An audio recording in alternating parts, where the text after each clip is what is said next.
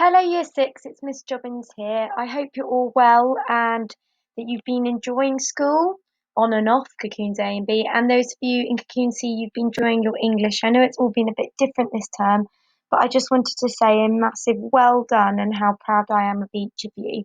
I hope, as I said, that you've enjoyed the English and that I am so impressed not only with all of you and all your hard work, but also the level of consistency and the effort that you've each been putting into your writing. I'm so impressed, and it will really set you in good stead for secondary school, which I know is soon. I can't believe it.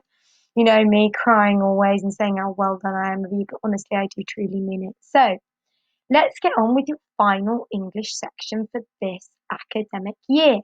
So, your final piece of writing is to write an informal letter to the reception students at the Vineyard School.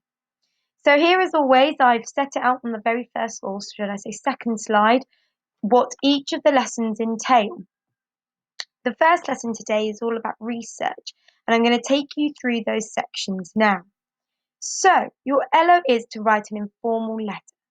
This week, you are going to be writing an informal letter to the reception students that are going to be starting in September of the Vineyard School. In this letter, you will be giving 3 top tips to being a superstar Vineyard pupil, what they have to look forward to, and how much fun you have had whilst you were there. This letter, which will be written in an informal, personal tone and reflecting the children's age, because obviously they're really tiny, they're only about 4 or 5, so you can't really use much technical language. You've got to go really back to basics with this. So not too many hard words or phrases. Will be a really special letter which they will cherish until they write theirs in year 6. Your letters will be used as models for your next year's year writing students and will be given to the upcoming reception children. Don't forget to use the useful websites on the last slides to help you with your writing. So, your first activity for lesson 1 today is what makes a superstar Vineyard pupil or student. You need to answer these questions in preparation to writing your formal letter. The more detailed your answers, the better. You can use them in your writing later on, and you can use these links here by just clicking on them to help you brainstorm your ideas. You can write full sentences, bullet points, mind maps, whatever. So here are your questions, and they will really help you. I'm not going to bother reading them out because you can read them yourselves.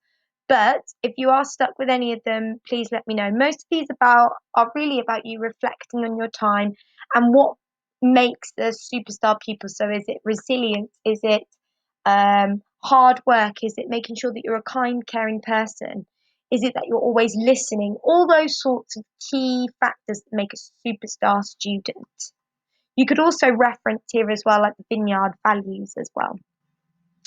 So what is a formal letter? So it's very similar to a formal letter, but this time it's using more colloquial, which I will come to in a moment.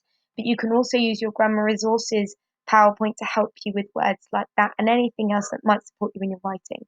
But as you can see here, this picture here will give you a clear outline because you can see it's formal and informal. So an informal letter is a letter that is written in a personal fashion, often to a family member or a friend, but also to anyone who you have like a non-professional relationship. In this case, you're writing a letter to the reception children. Whilst writing an informal letter, you can afford to be friendly and make use of a personal and emotional tone as well as emotional elements throughout. Like, so you can put your feelings in. I think this, I think that. Make sure that your tone is friendly, suitable for the age range, so it's easy for them to read and it's clear, and the language is casual. Just like any other letter, there are formal places you need to put addresses and the date. So have a look. If you can't remember exactly, take a look either on the future slides. I think lesson 2 and lesson 3 will go more detail into that. But as well as that, you can look back. On your grammar resource, and that shows you how to lay out a letter.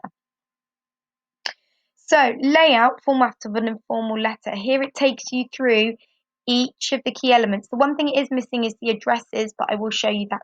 That is shown on your resources page as well, but I can always add something here as well if needs be. Make sure you go through these and you read each of these elements and also this example because this will help you. See, as even here you can see they've used things like fronted adverbials. The use of first person is used throughout as well.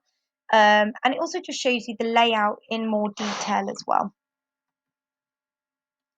As well as that, here is now your success criteria.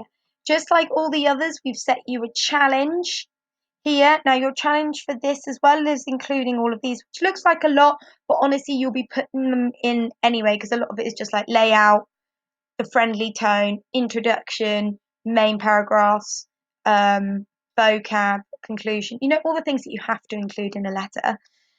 So your challenge today is, can you add some key words or phrases from the Reception Year 1 spelling words list? You can find that in the grammar resources. I'll add them there for you. And you could write them when you're writing your when you're writing your plans, or when you're writing your actual letter. You could do it in different colours, and that will really help them practice writing and seeing those letters in context, and thus help them learn the spellings.